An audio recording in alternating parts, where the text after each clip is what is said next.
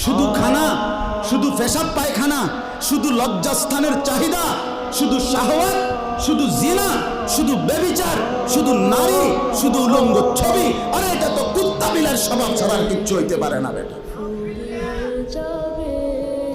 365 দিন, একটা বছরে কোনো দিন যে ছেলেটা ফজরের নামাজ পড়লা না, তুমি কোন মার ঘরে, তুমি কোন বাপের ঘরে জন্ম নিলা?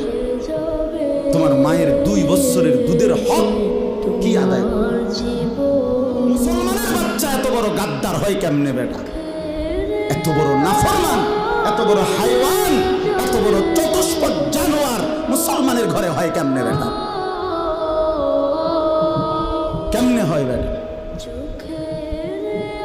জন্য মনে রাখো বেটা, যে কপালে সেজদা নাই সে কোনো মানুষ না।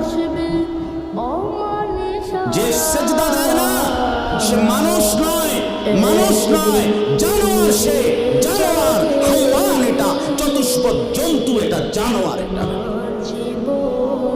মানুষ না। যে কপাল সেজদা দেয় না। কেন আসলি বেটা তুই পৃথিবীতে বেটা?